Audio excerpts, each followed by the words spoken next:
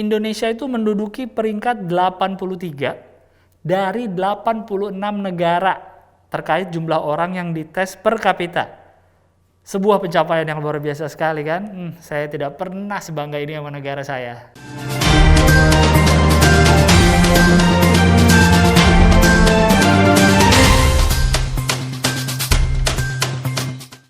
Selamat malam pemirsa, selamat datang di Liputan Petang Dunia dalam seputar berita Indonesia bersama saya, Gilang Baskara. Kami akan membawakan berita-berita penting dari seluruh penjuru Indonesia.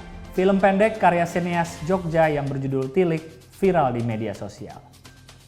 Inilah Liputan Petang Dunia dalam seputar berita Indonesia. Film pendek berjudul Tilik sedang jadi pembicaraan di dunia maya. Di akun YouTube Rafa Cana Films, view-nya mencapai lebih dari 5 juta. Ini kenapa beritanya terlalu baik gini ya, terlalu positif ya? Maaf pemirsa, ini kurang seru beritanya, terlalu positif. Jadi nggak usah lah nonton film Tilik, T-I-L-I-K itu di Rafa Cana Film di YouTube. Nggak perlu ditonton. Kita cari berita lagi yang lebih seru. Nah, ini baru berita seru nih.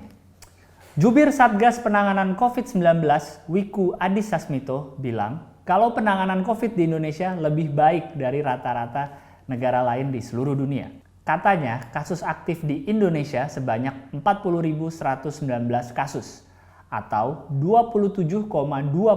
Angka ini dinilai lebih rendah dari rata-rata dunia sebesar 28,7%. Pernyataan ini pun senada dengan Menko Bidang Kemaritiman dan Investasi dan banyak urusan lainnya, Luhut Binsar Panjaitan. Beliau mengatakan kalau Indonesia posisinya lebih baik dari negara lain terkait penanganan COVID-19.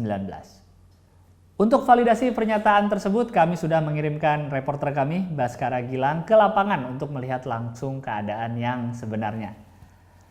Silahkan, Saudara Baskara Gilang. Ya, Saudara Gilang, benar apa yang dikatakan oleh Yang Mulia Bapak Luhut dan Bapak Wiku.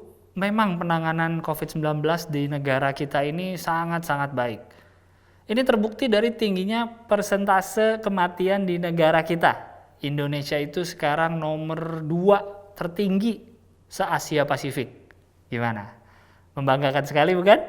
Selain itu, WHO juga bilang, saya sama WHO biasa-biasa aja ya, saya bukan kacungnya.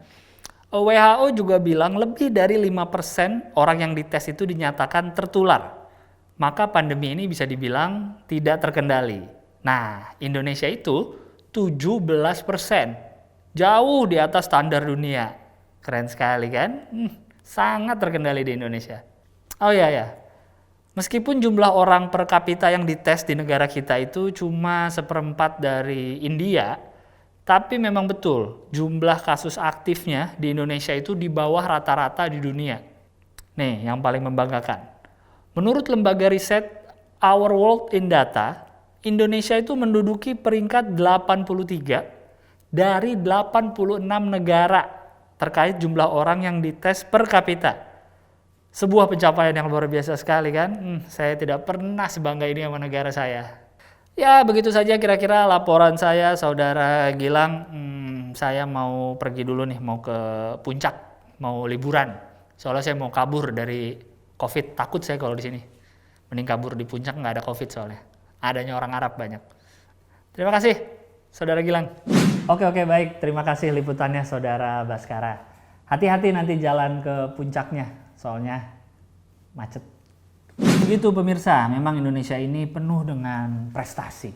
Mendengar laporan Saudara Baskara Gilang tadi soal peringkat-peringkat itu, hati saya tergerak gitu. Nasionalisme saya jadi meningkat drastis. Ingin rasanya saya membantu meningkatkan prestasi Indonesia dengan mulai liburan lagi yang banyak dan aktivitas keluar rumah yang sering.